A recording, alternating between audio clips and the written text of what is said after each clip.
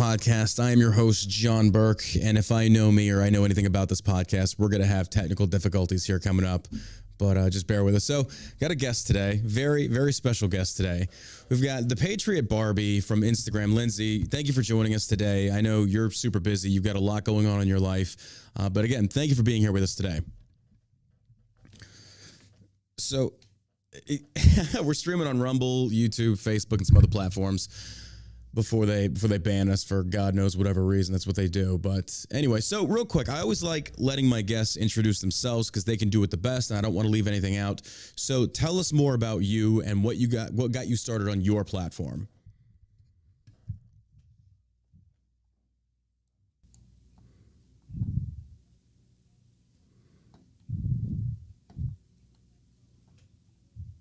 There is a backstory to how I became the Patriot Barbie.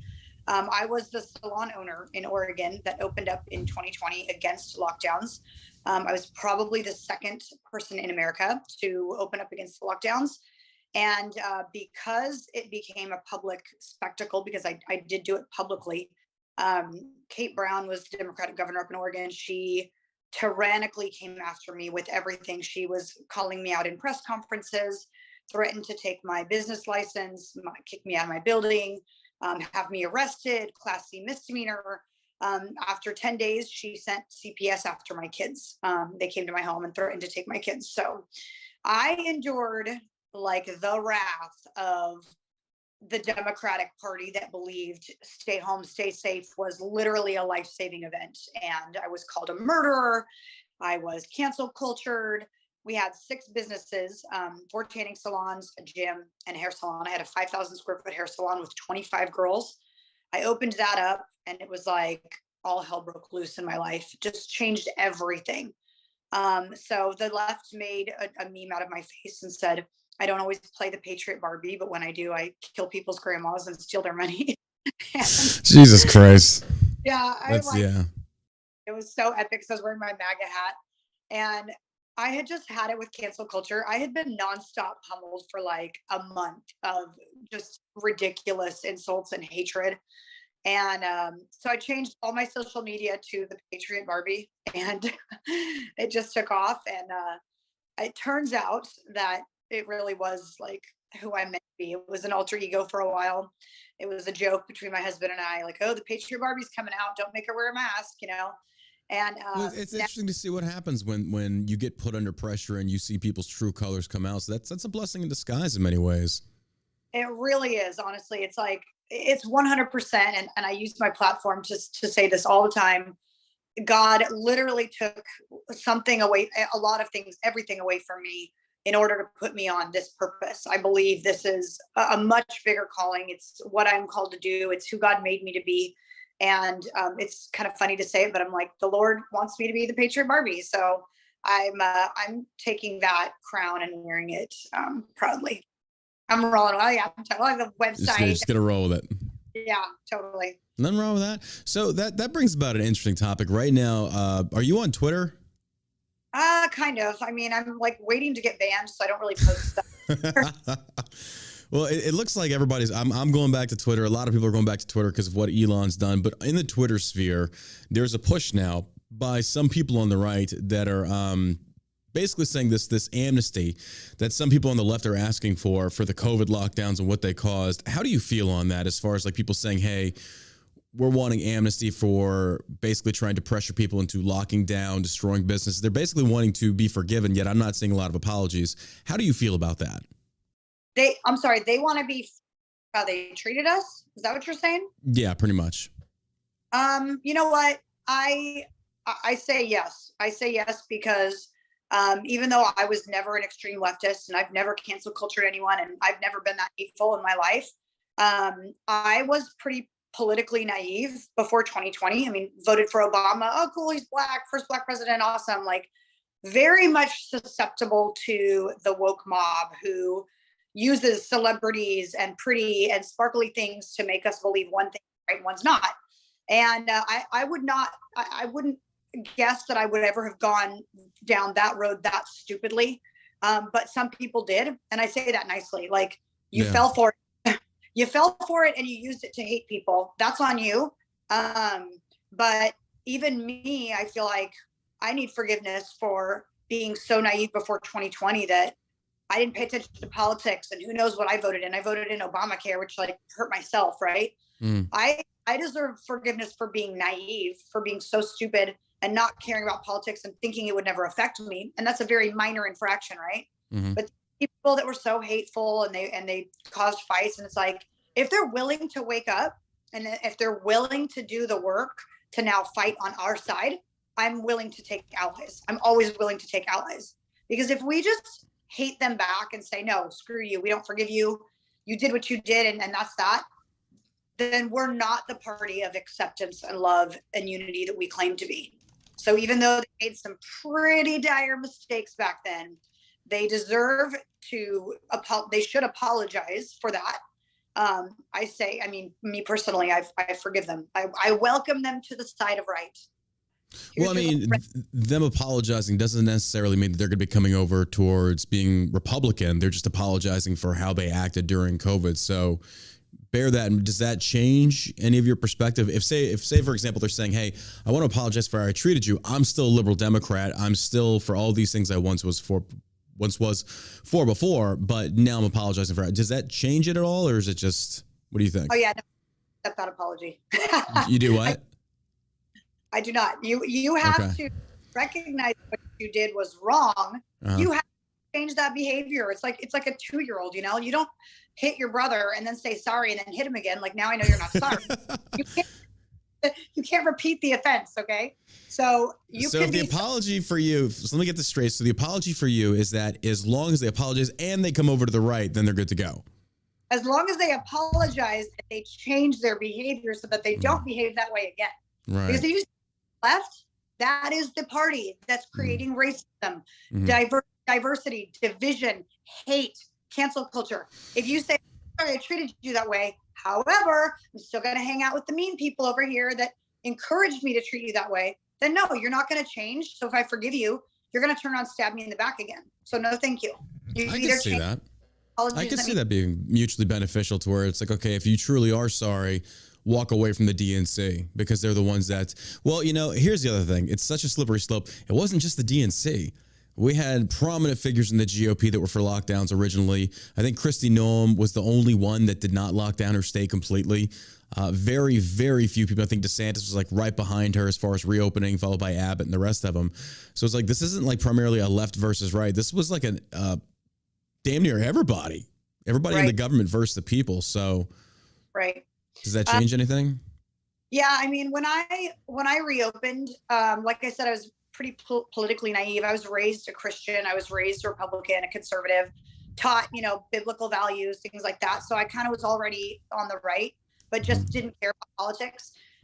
So when I reopened and I saw the way the left was treating me and the way the right was treating me, it was kind of like, whoa, hold on a second. One party says that I'm this vicious, hateful, vindictive, greedy bitch business owner, and the other side says we can't cuss on this show. Oh, sorry. I'm fucking kidding. Sorry, I had to make that awkward. I was like, oh, we don't cuss on this program. Not that I cuss, but I was like, You're good. My gosh, so funny. I was like, it shouldn't be a problem with me. I'll watch it off. Right was like, hey, you're our hero. You're fighting for our freedom. And I was like, I did not plan to be a hero or anything like that. I seriously just had this idea in my mind. I have a right to work. So to me, the line was drawn. The left made themselves very clear that they were hateful and vindictive. The right was like, yay, you're fighting for freedoms. You're a patriot. You're a hero. But I agree that what was, we saw weak people. Weak people said, okay, I see that there's a virus. Maybe it's nothing. Maybe it's being dramatized by the media. I don't know. So in order to play it safe, because God forbid I get cancel cultured for people dying, I am going to lock my state down because, well, better safe than sorry. And it's like, whoa, hold on a second. My freedom isn't better safe than sorry. It's not in your hands as like, well, do I want to get yelled at today or not? It's like we saw weak people on both sides. And I mean that even for governors that I love, that most of the time, 99% of the time, do right. You have made a mistake in 2020. Some governors are still making a mistake, but now, again, you see that mistake, you apologize for it, and you remember the next time that you want to play it safe, how badly Americans needed you to be strong in that moment, and what was at stake. Because what was at stake, what they know now is, oh, I don't want to be canceled, I better lock the state down just to play it safe. Well, what happened was you ruined families. You murdered kids because they committed suicide being out of school. People lost their jobs. They committed suicide because they couldn't provide for their family. A lot of people are on the streets now because of it. My life was, quote, ruined. I lost 6 businesses. I had to move out of my state, leave, sell my beautiful home I just built, start a new career down here. It's like, you ruined people's lives at the sake of, I don't want to be chastised for doing the wrong thing. You see, I'm of the mindset to where it's like, I can understand like wanting forgiveness and admitting that you were wrong if they genuinely mean it. But I also feel like, and I've seen this circulating, and I think like there's a lot of truth to it, we should have like a Nuremberg 2.0. People, Fauci especially, but at the same token, I feel like a lot of people should be put on trial and charged for what they did, for the lives they ruined, for, quite honestly, the fraud, waste, and abuse of billions of dollars of taxpayer money that got pushed to the PPP loans that came out that people were clearly abusing, all this other stuff. It feels like there should be people, their lives should be ruined in turn, because it's just like, I do believe in forgiveness. I do believe in all that. I understand that. But at the same token, I feel like there needs to be some mea culpas being given by the masses, and that should come in the form of financial restitutions. I feel like these businesses such as yourself should be paid back. I feel like those that were responsible in charge of this, it should come out of their wallets, quite honestly. I think that's fair. I mean, if 2 people get in a car accident and it's one person's fault, their insurance has to pay the difference. I see that being the same thing, maybe not through the insurance ways, but you get where I'm going with this there. I feel like an apology in and of itself is not enough. There needs to be actual financial restitutions provided for those that were actually demonized, had their lives destroyed. Because again, state of New York, they're trying to bring back their New York workers and pay them back pay. Fair enough. I think that's hey, good. But I think that should be done across the board. Right. And what about the pain and suffering? What about the months that they were depressed in their bed, medicated, or like how many drug addicts relapsed drugs because of this? And I think, John, the word you're looking for here, in which the word that the left loves, reparations. Is justice. Yeah.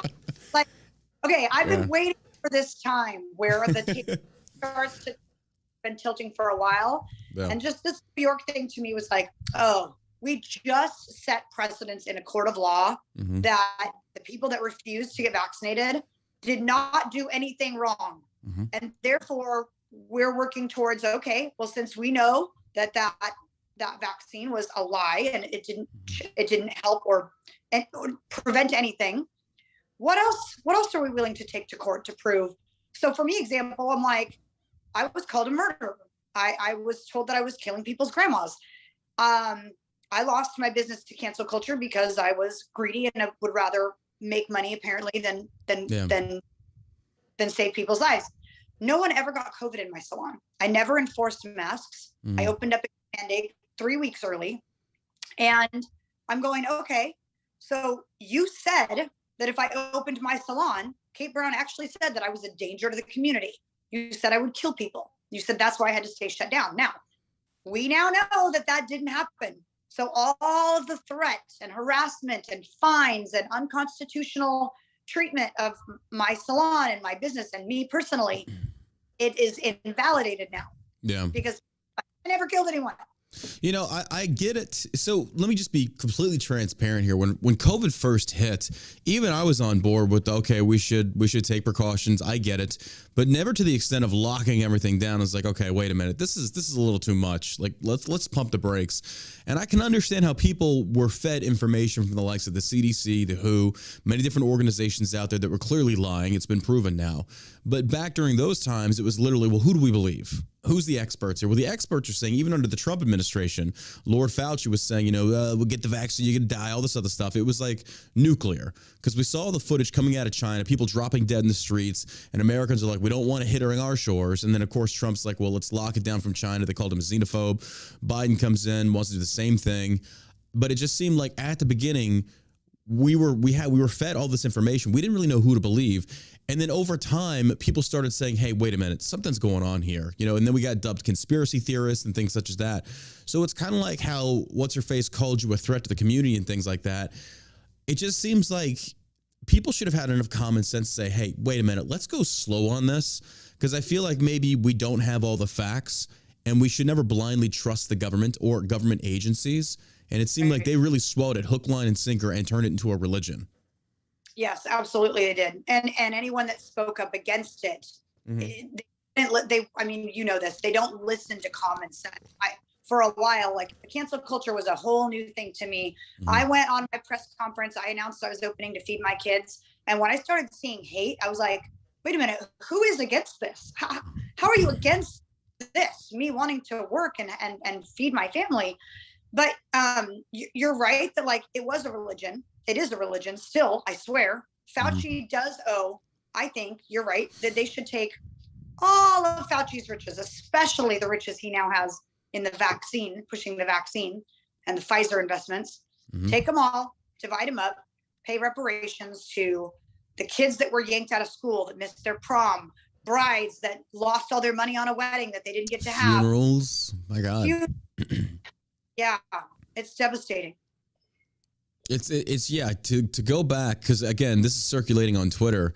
It's funny you say cancel culture, because now that Twitter has become more of an even playing field, Elon's trying to balance it out now. In fact, they've fact-checked Joe Biden twice on Twitter, which was like, holy shit. And it's crazy. It's crazy to see that, because I'm kind of like, and, I think the weirdest thing of all, like, why does that excite me? Like, why does that excite me that the president got fact-checked on Twitter? It's like, finally, we have some checks and balances coming into play as far as misinformation at the hands of big tech and things such as that. But when you talked about cancel culture, now that we see Twitter becoming an even playing ground for liberals and Republicans as far as the open stage of debate, it makes me wonder, because the liberals are leaving Twitter by en masse. So it makes me wonder, is this destroying cancel culture? Did Elon buy Twitter and thus put an end to cancel culture? Because Twitter is where the majority of this cancel culture comes from. Right. I think cancel culture is slowly killing itself, because I think the slowly eating itself from the inside.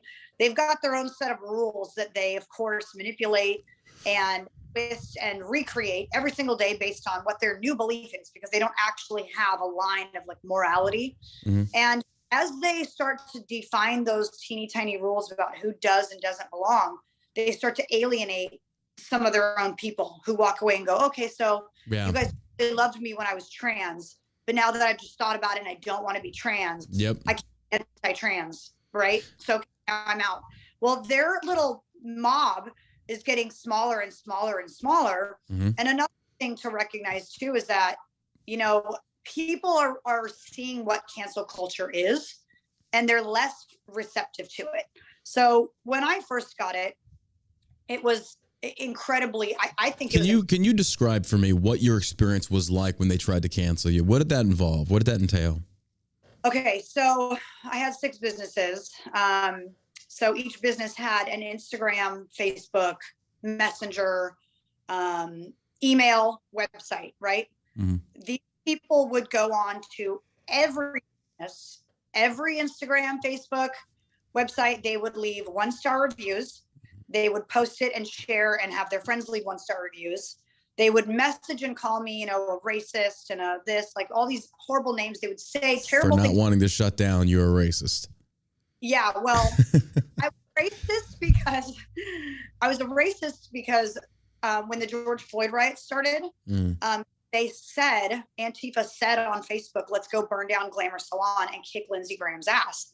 And I did a call to arms, and 400 Patriots showed up outside of my salon, including myself, armed, and we protected the entire city of downtown Salem. Nice. So that I became, of course, a racist, because I didn't burn down my salon. That's the one thing that pissed me off about the Trump administration. Trump had talked about demonizing Antifa, making them a terrorist organization. That never happened. And now, with the emergence of Antifa, No one's stopping them. Why have they not been condemned? Because again, terrorism, the idea of using violence to push a political narrative, be it founded in religion or whatever the case may be, why are these people not considered terrorists? I don't know. I mean, that is a great question. And when I heard that being said, a little fraction of hope. The only thing I can think of is that it was in effect. And then when Biden took over, of course, he would never destroy his little minions. They do need to be. They graffitied my salon. They threatened me. They took videos of me for months after I reopened. They would send threatening letters to the salon. I got voicemails every single day that were hateful and disgusting and vile. They went on to Google and changed the setting of my salon. Instead of it saying salon, they would change it to public bathroom.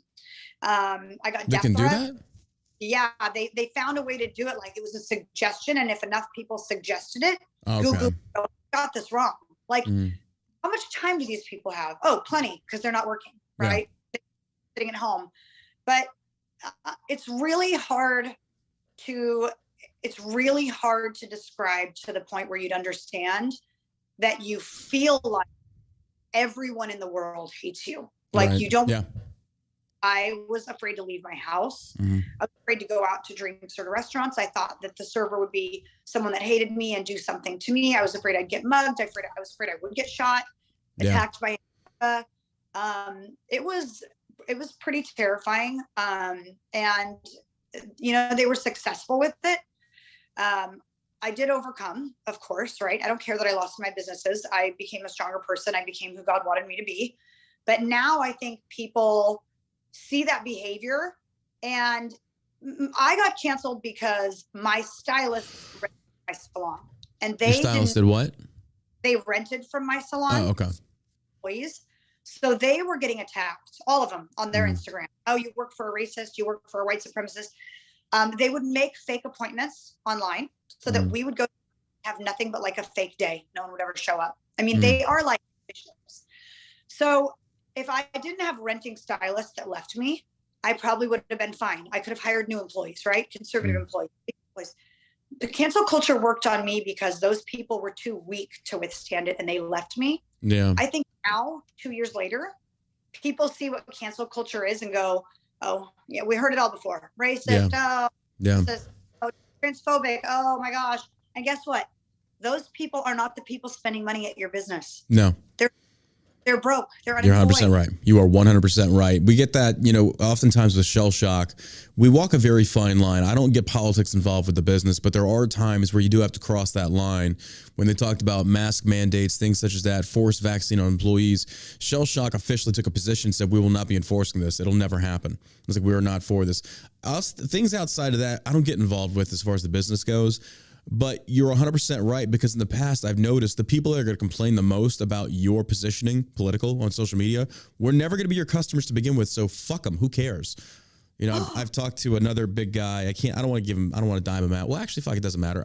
Andy Frisilla from First Form. We did a few podcasts together, and I was asking him, I was like, hey, so you're taking some hard stances here. I was like, you're normally motivational, fiscal motivation, things like that. I was like, you're pushing hard to the political wars. Like, is that going to make your business suffer, do you think? He's like, no, if anything, our profits have increased. It's like, people like seeing big companies, big names take a stand for freedom and what's right. I was like, I'm all for it. But I would think that you'd be definitely alienating a lot of people. And he's like, no, we haven't. I was like, good. I'm glad to hear that. I'm honestly happy to hear that. Right. And you know what? I think that's a reward too. It's a reward for being bold. Those who sit quietly, even when they have an opinion, they are not richly rewarded for that. It does no one any favor. It's like sitting in a cafeteria watching a kid get bullied and going, well, my problem, Yeah. So great. He has taken a very bold political stance. I think that's awesome. And people too, now that we know what cancel culture is, if you get canceled and you promote that you get canceled, other conservatives are quick to jump up and go, hey, you know what? I'm going to buy from you just because the liberals hate you so much. But you see, and that's the problem that we're facing now, though, is because some people are faking the funk in order to utilize that technique to increase their revenue. It's like the whole... Oh, yeah, absolutely. Even I see this all the time. It's like It's like, oh, big tech. For example, I see this ad all the time on these stupid freaking boomer GOP sites of like, buy the Trump gold coin. Nancy Pelosi hates it if you buy this. It's like, nobody gives a. This is what they do. They manipulate it. It's a lot of manipulation in the media. And you know this. When it comes to advertising, people are they're taking things and they're blowing it way out of proportion. Like that never happened. Or Nancy Pelosi doesn't give a shit if you own a gold Trump. Like, nobody cares. But I see this and it's kind of like, man, there's some shady shysters out there that take advantage of these movements. That sucks, because you know what? We should be supporting people who truly canceled and losing their income or being harassed just for having beliefs. But definitely people should not be profiting off of that. That's so shaky. I take it that you're in favor of a dual economy, sort of a leftist economy and a right economy. Oh yeah, when people are like, you know what, the left go to here and the right go to here, we'll just live separately. I'm like totally cool with that. We're gonna thrive. Like healthy and successful and capitalist and loving and united, and you guys are just gonna like eat each other alive if someone doesn't agree with you. You'd be communists over in California. That would be the best reality show ever. Give a bunch of conservatives a big old mansion, give the left a big old mansion, and just follow them around and see what happens. I guarantee these people are gonna be fighting and stabbing each other, and we're gonna how we're gonna make it, right? You cook, you clean, like it would totally we would thrive. Almost like a national divorce. Yeah, I don't want to unite with the left anyway. I mean, I'm sorry. I'm a loving Christian. I love the Lord, but it seems like when you have a party that is embracing of groomers being around children, adult drag, story time with children, it feels like this is not the progressive left that we grew up hearing about. This is a different group of people. These are the people that are off the rails, insane, embracing of gender dysphoria.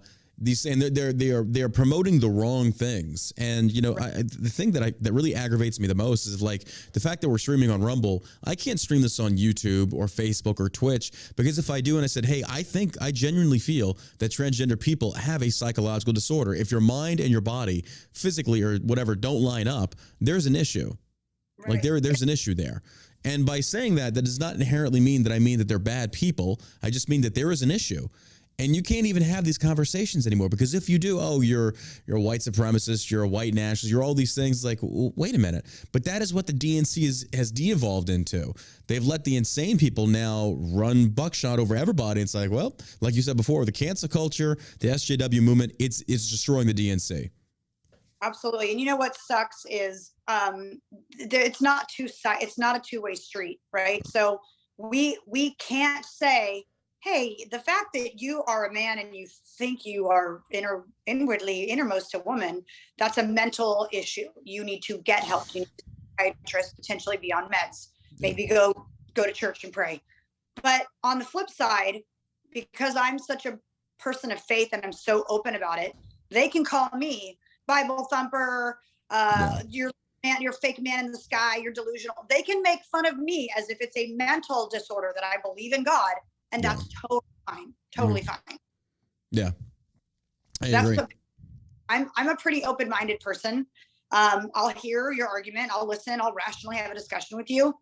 But the minute it becomes, you can criticize the crap out of me, and that's loving and accepting and unified. But and that's the problem is they want unity, right? Unity. I don't want to unify with you, because your idea of unity means that I agree to accept that, yes, men can get pregnant. Like, I agree to accept that kids should go to drag shows. Because me arguing with you about that means we're not unified. Guess what?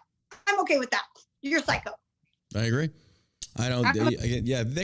That's where people say, why can't we just put our political differences aside and just unite? It's like, it's not that simplistic. You can't. There's just no way. How can I unite with a president that has openly said that it's okay for children to undergo the puberty blocker process, hormone replacement therapy for even toddlers? And you're wanting me to unite with somebody like that? Like, absolutely not. I think you should be locked up. I think you should be in prison. In fact, you should be in a fucking internment camp. Like, I find you people just morally repugnant. So it's like, when you're wanting me to unite and then just try and come together with an olive branch with these people, it's like, no, I really, honestly, you're not Americans to me. Like, when the time came and you had the chance to stand up for your freedom and not throw it away for the sake of safety, you didn't. You buckled. And I feel that genuinely, if you did that and you threw your freedom away, you shouldn't get it back. That's right. You made your choice, and you made that choice to not only sacrifice your own freedom, but chastise those of us who wanted to enjoy our freedom. Yeah, I agree. Yep. And that's just, that's where we're at now. And that's when it comes, that's why I asked you that amnesty question. It's like, I don't think I want to give him amnesty. I don't think I want to forgive him. It's like, because for the last 2 years, I just feel like people that were impacted to such an insane level, even people like yourself, it's like, no, just a simple, oh, fuck, I fucked up, I'm sorry. That ain't going to cut it. That's just not going to cut it. No, and you're right. Like, going back to that, like I said, I would forgive them and blah, blah, blah. And I say I would if they changed their ways and if they agreed, hey, the people that suffered, the people that we made suffer through cancel culture, through harassment, through fines, through tyranny, we owe those people not only an apology, but an opportunity to get their life back. What are you doing now for work? So I have the Patriot Barbie podcast. I wrote a book about everything that I went through, which ended up kind of being my life story. And I work with a famous worship artist named Vanessa Orabuena. I do a lot of business stuff with her. Nice. And getting ready to launch a merch line. So nice. And this is what, that's my jam. Where can they find this at? They can find the merch line. It'll probably be up in about 2 weeks at patriotbarbie.com. And they can also find you on Instagram and social media at the same title, right? Patriot Barbie? The Patriot Barbie. The Patriot Barbie. Because Instagram has canceled me twice. So I've had to join the club on that one. Yeah, Dave, I had an account at 300,000. I had a verified account. They took it all. They took my Facebook, my YouTube, right there with you. The thing that pissed me off the most, though, it was like people that I'd helped grow in the beginning, shouting them out when I was bigger than them. When you get hit, nowhere to be found. Nowhere to be found. There's a lot of fucking, especially in Turning Point. I told you before, it's like I'm not friends with Turning Point, but there's a lot of people in that organization. I shouldn't blame the organization for this, but I do see that generally a lot of people like to stick together and they have similar mindsets. And when somebody comes along that, like, I was diehard Republican, I was diehard Trump, and then I started saying, no, Trump does some anti-2A things I don't like, and I lean more libertarian.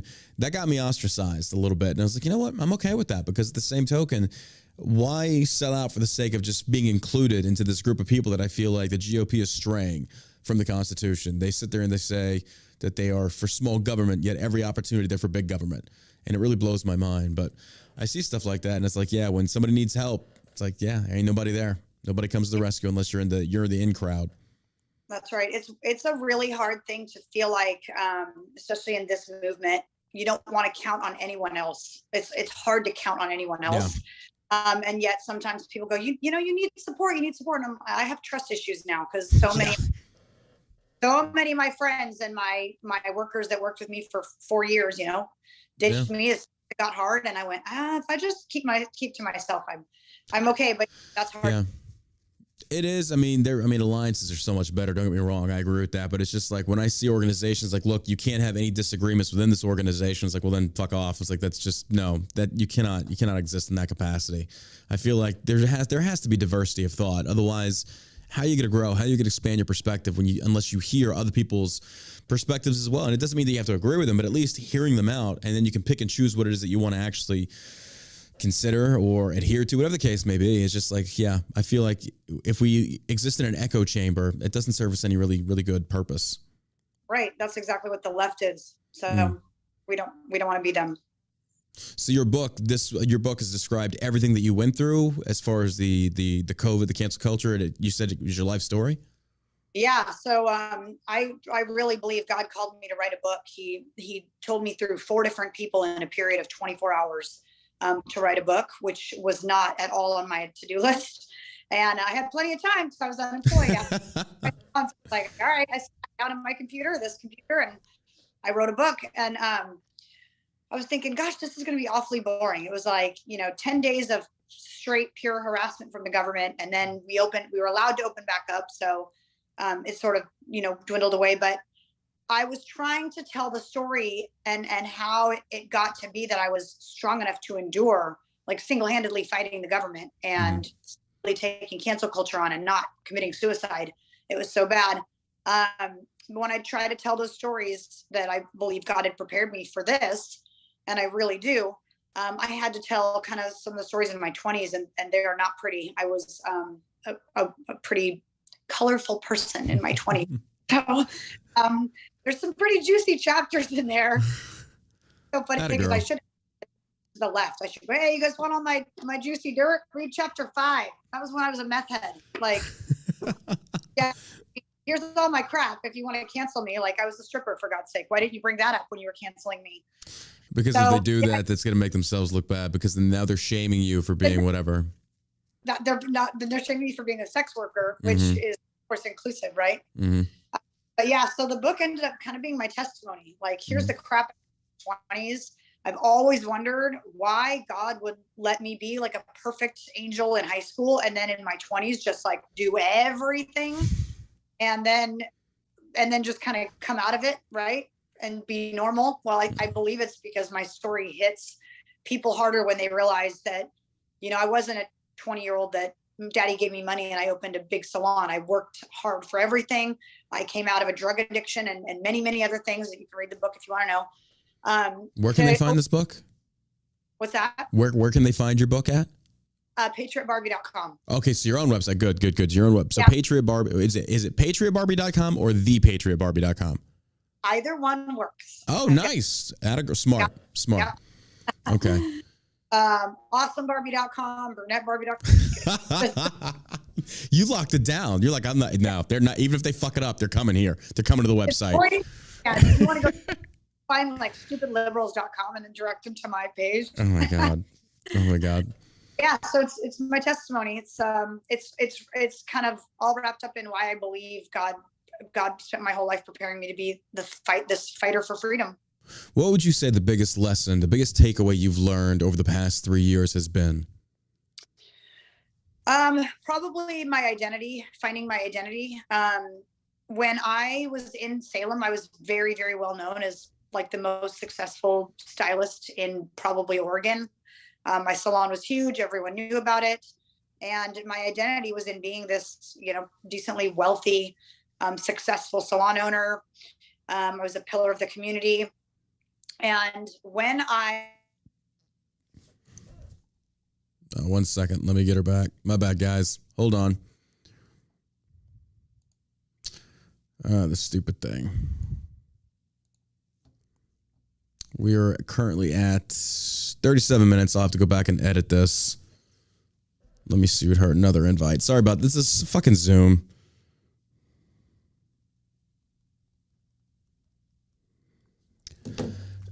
Because we were doing Skype beforehand and Skype wasn't working. It was breaking up and stuff like that. So we went into Zoom. So bear with us for this, guys. 1 second. Let me invite her back.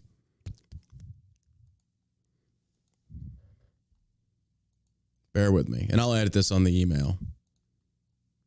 Or the podcast.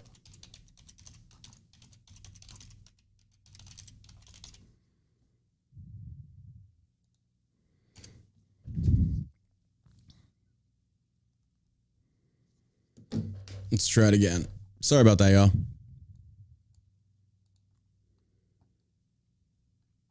For some reason, unless you're a member of Zoom, it makes you do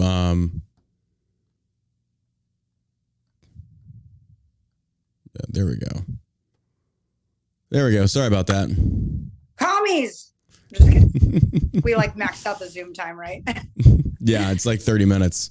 Oh shoot. I'm surprised we didn't max it out sooner.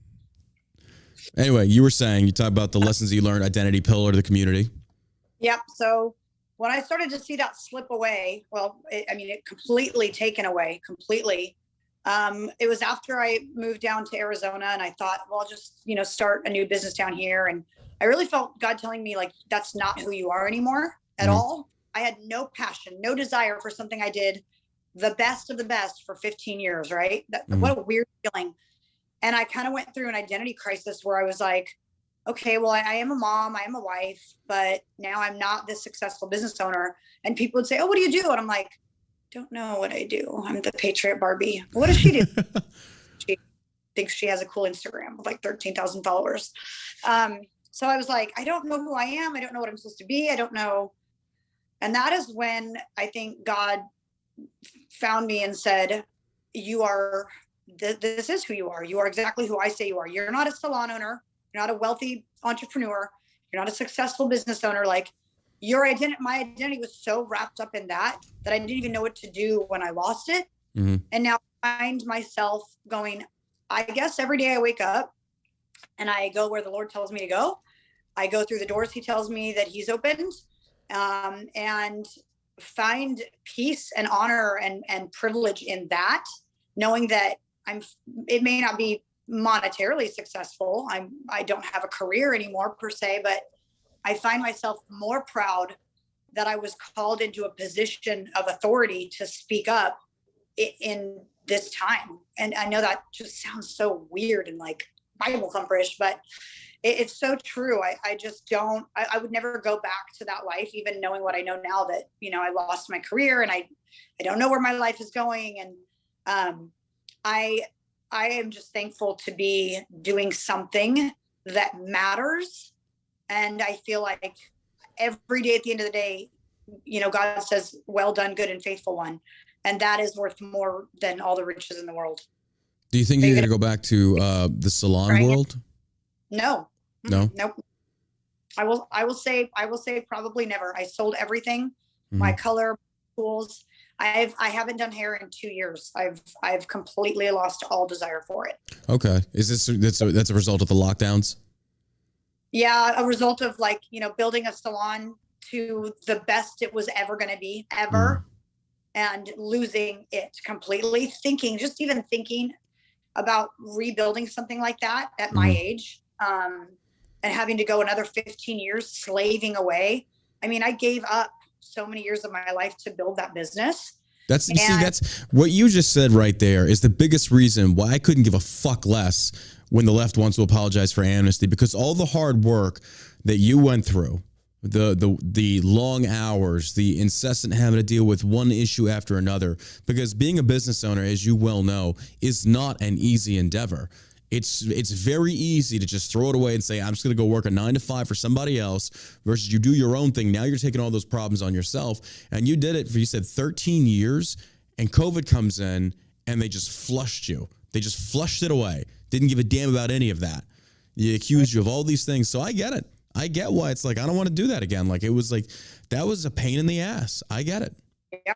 And I did it starting in my 20s, and I had all 3 of my babies throughout that process. So, I mean, I was 6 months pregnant laying flooring because I was, expanding my salon. Yeah. I mean, like blood, sweat, and tears. I broke my nose pulling cabinets down on my last remodel, the big old scar right there. I can't imagine doing that again. I can't imagine to do that for 15 years. I've got the 3 kids now. I've got to raise them and be a mom. I got to freaking fight for America. Got to fight for our kids. It's a full-time job, and it may not pay, but someone's got to do it. And guess what? I consider it a blessing that I've been canceled, because now I can say whatever I want to say. And what are you going to do? Where are you going to leave a review? Not on patriotbarbie.com. I don't have reviews. And so you can't cancel me now. I'm not, I get the hate mail in my Instagram every single day. I just exposed junior high here in Arizona, that a teacher was trying to be non-gender and make the kids call her a non-gender. And they've got threats of a school shooting now. And they're trying to blame me. The liberals are trying to blame me. If you wouldn't have put much attention on our school, and I'm like, you can't cancel me. Yeah. Your psychotic students with their brain damage wanting to go shoot up schools is the problem I'm trying to expose. Yeah. And it's a very unique person to have the strength to endure that kind of hatred every single day, and for me to be able to go, my identity is not in what you think of me. That's something I've been blessed that was taken away from me. I don't care what you think. I don't care about your reviews. I don't care about your hate. I know that God's telling me to do the right thing, and I'm doing it. That's. Well, you got to follow what your heart tells you to do. I mean, I totally get it. I get it, but it's just, it's hard. You can't even explain how liberal mindset actually works, how they think. It doesn't compute with me. If you go in there and you say, look, I don't want my children being lectured on sexuality or anything regarding that by a teacher, that is not your role. That is not your job. That is my job as a parent. And then they get some blowback for how they acted and they want to blame you. It's like, no, you're the causation of all this. You don't get to blame a potential active shooter on me. The fact of the matter is you initiated this by having some kind of freak job.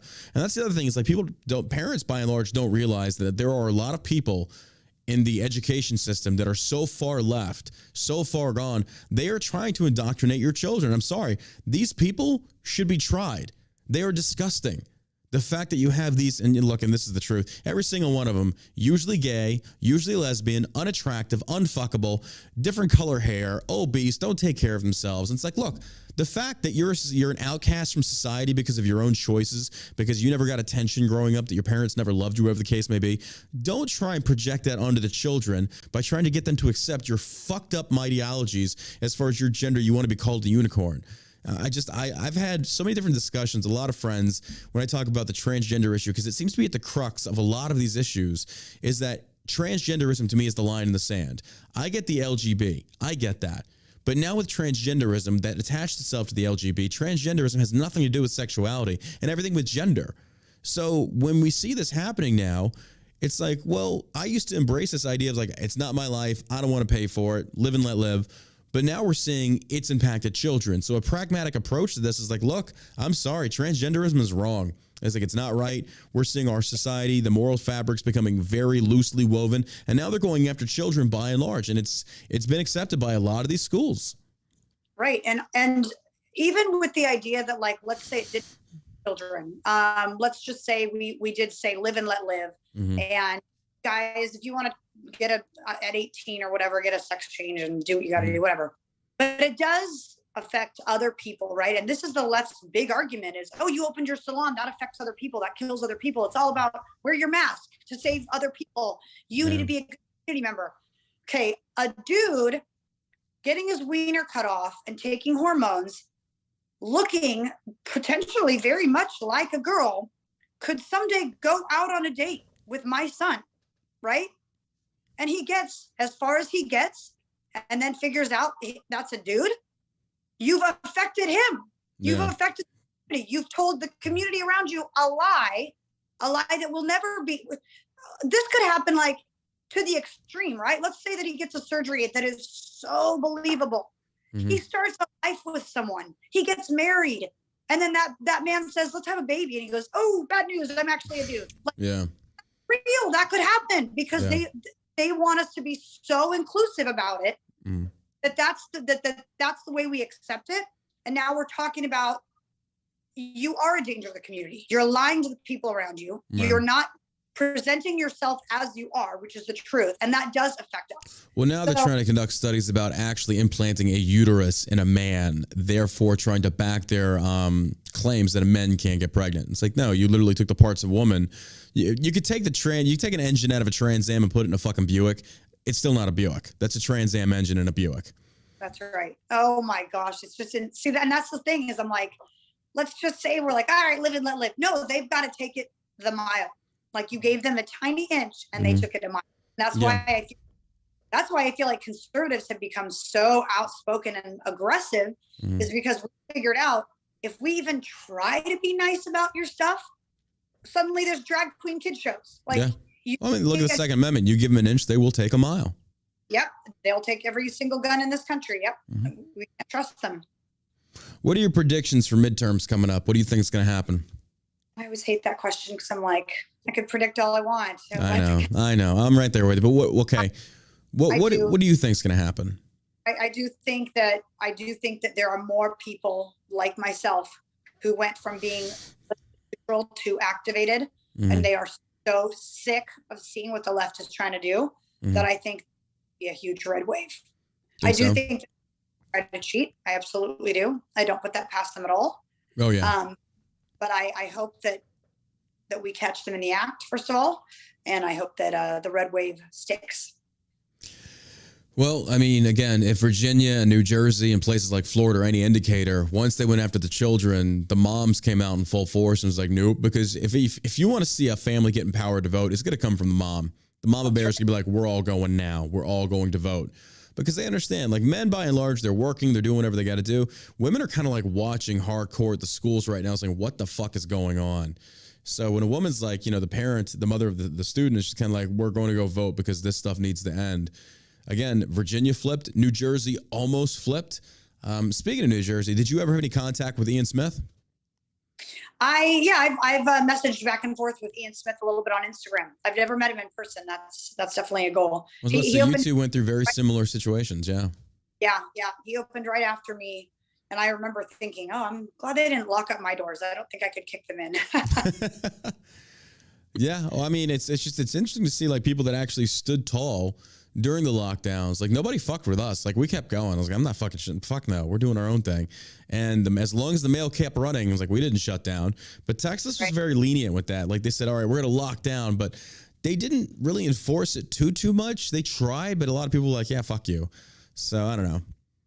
It was very much politicized because before I opened, I made a series of phone calls to the health department, to the health licensing agency that held my salon license, to the police department, to the sheriff department. I asked every single one of them, who's enforcing lockdowns? If a business opens, I pretended to be someone that was reporting someone. Hey, if I saw a business that was opening, would I call you? And they were all like, no, we don't enforce. Call this person. No, we don't enforce. All of them. That's a smart way of phrasing that. Like, I like how you said, hey, if I wanted to report a business versus like, hey guys, if I wanted to open, smart way. Yeah. None of them said that they would, enforce it. And then magically after I opened, they all suddenly enforced it. So, and they all came after me, every single one. That's probably because that nobody, were you the first person in your area to open it back up? Say I'm opening? Oh yes, absolutely. That's probably like, why then, yeah. Yeah, I opened up right after Shelley Luther in Texas. So I went to Shelley's place, did an interview with her at her place, and that was one of those. That was an interesting situation. Like the cops were there. There was a bunch of pro Second Amendment people there walking around with AR-15s. Although I don't know what that really accomplished, but I get the messages that it wants to send. But no, and I guess she's running for Congress now. Oh, good for her. We'll see. I mean, I don't know if she's good. I don't know her policy, so I have no idea. But the fact is, there were many people around the country that did the same thing. They stood up, and said, "Nope, yep. we're not doing this. We're not gonna go silently with this because this is bullshit. This isn't right." Right, and I think that's why we didn't get a second round. Remember how they hinted a few months ago, 6 months ago, about second round, and I said, there is no way people that were on the verge of bankruptcy are going to do it again. We're not falling for it again. No way. Our economy can't handle it. My God, look at what's going on right now. Nope, there's no way. And people think this is only just Biden. It's like, this isn't just Biden either. Like this Trump bears some responsibility in this. It's like a lot of these governors across these states, a lot of them bear. Greg Abbott, I'm not letting him off the hook. He shut down for like 2 months. It's like, dude, it's like, I get that you wanted to reopen. Awesome. It's like, but you still bent the knee. Yep, you didn't reopen. That was the difference. You didn't stand up. Yeah. So your book, what is the title of your book? Targeted: One Mom's Fight for Life, Liberty, and the Pursuit of Happiness. We got some people in the comments already said they want to go check it out. And again, you can get this book at thepatriotbarbie.com or patriotbarbie.com. You can check out the book that you've written there. And how long has this been out? Let's see. I wrote it and published it probably last year. So just almost a year. Okay. Maybe right around a year. Well, that's awesome. Kudos to you for putting your story out there. And that's at least a good way of leaving a living testament of what you did during this time. Because I do feel that maybe a generation or two now, they're going to look back and say, what the hell happened? And there'll be figureheads like you and Ian's and other types out there to be like, look, these are the people that during this time of struggle and turmoil, they stood up and said, no, this isn't right. And they underwent the cancel culture and things such as that. Yep. See, I'm telling you, it's been a blessing. I know that my story sounds devastating, and there was plenty of months and a year in there where it was absolutely devastating. And sometimes I try not to even think about what I lost because I don't want to experience that recognition of what my family lost. But I feel so honored to be a person that can say I when no one else did. That's like a blessing. I can only imagine the mental strain and anguish that came alongside of something like that and taking a stand in the face of so much opposition. There's a moment that really, really hits home for me. And I actually get like emotional every time I tell it, but I had a girlfriend that I'd been friends with for 20 years. We went to high school together. I was in her wedding. I nannied her babies. She worked at my salon, and I think it was about day 6. They started threatening my stylist and saying, we know that you're working at Glamour, and if you are, shut down immediately or we will revoke your business license and you will not get it back. And they all opened their letters and they they cried. And so at that point, the county that was 20 minutes away was open. So they were allowed to go and rent a station for like a day at a different salon, right? Yeah. And then go do this. We have to work. And I said, I know you have to work. That's the whole reason I'm doing this. I don't blame you. Go to the other salon and do hair. And she looked at me and she said, what are you going to do? And I said, I'm going to stay. This is my fight. I'm going to stay. And she goes, and she started crying and said, please don't do this anymore. I don't want to see you lose everything. Please, please, please, please stop for me.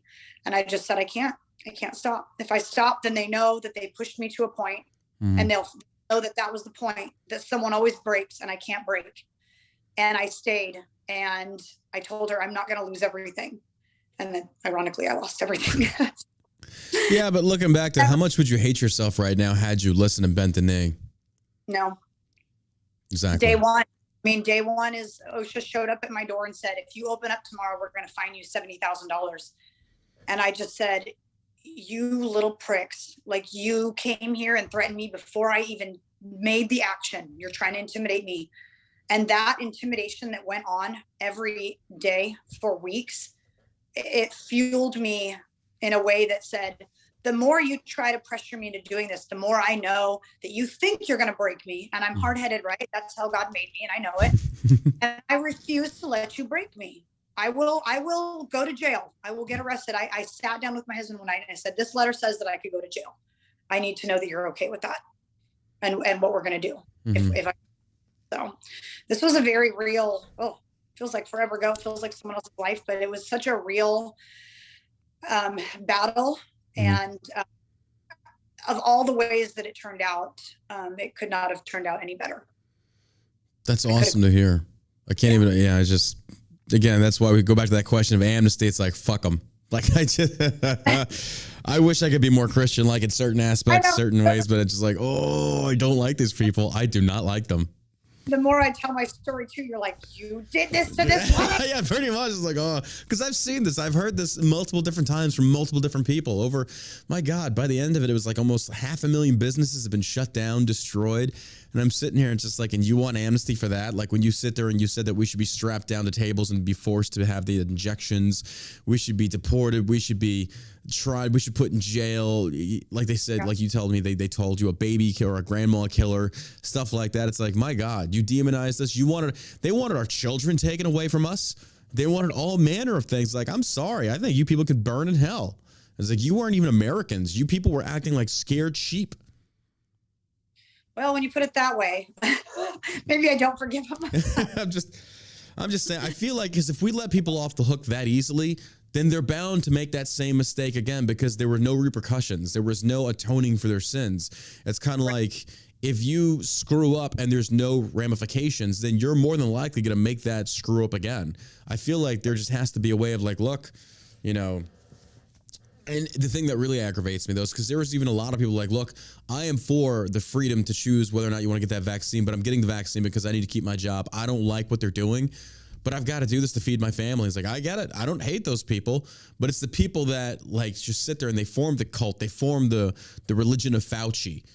And it's just like, no, I think Fauci should be in prison. And I don't mean that in the sense of like, this is like propaganda from somebody on the right because I'm more centrist, but I feel like Fauci, who was in charge of leading this, lied to people. He should be in prison for life. This guy is the mouthpiece of why so many people have had their lives completely destroyed.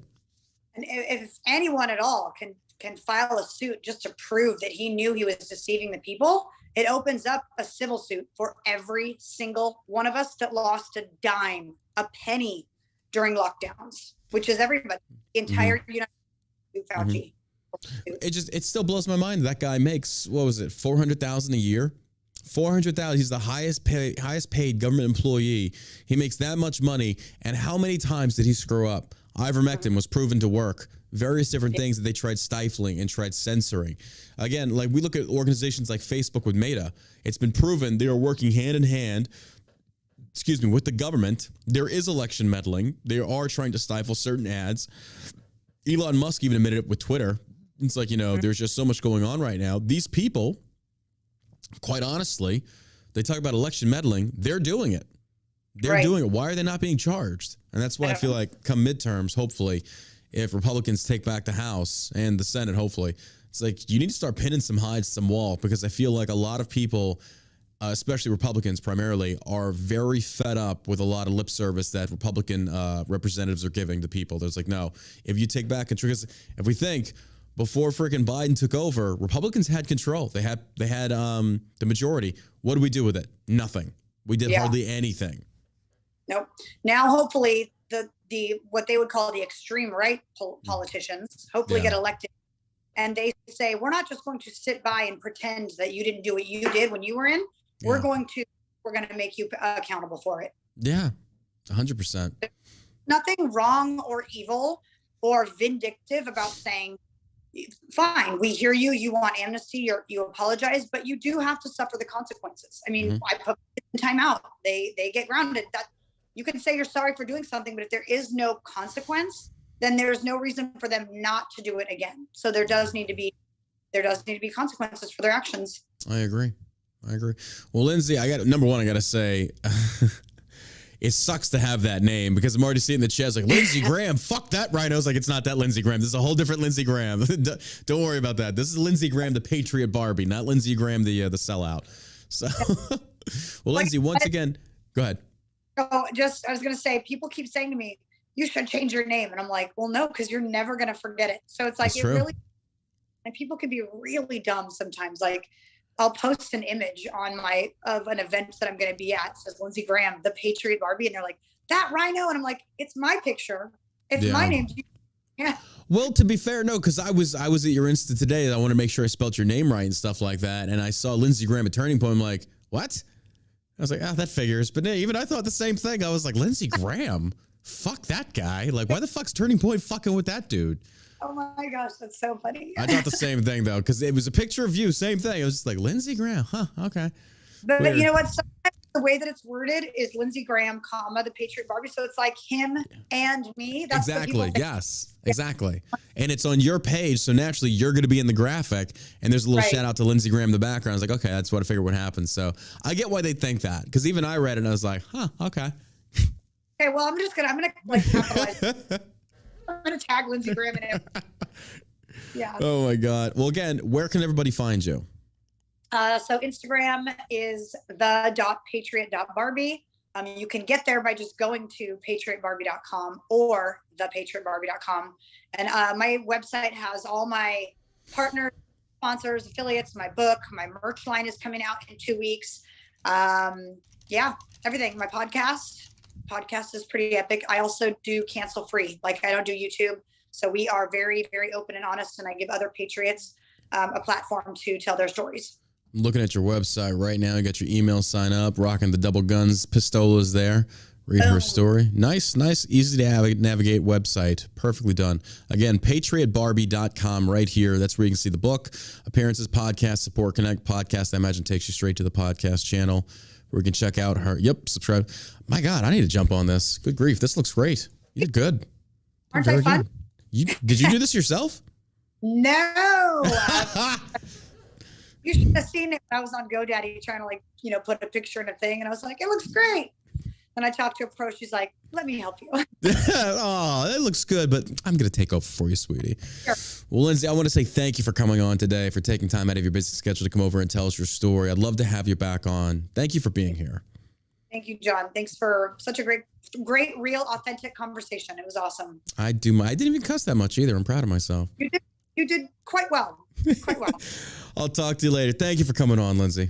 All right. Thanks, John. Bye. Bye-bye. All right, folks, I want to say thank you for being here with us today. I am going to start another episode immediately after this. And, of course, the cameras are all messed up. Don't go anywhere. Josh is in the studio. We're going to come back with our normal day of podcasting to go over the news. A big thank you to Lindsey. And, again, that is patriotbarbie.com. Go check her out. Amazing story to tell. This woman's been through a lot. She's done a hell of a lot of good with her life. So, again, patriotbarbie.com.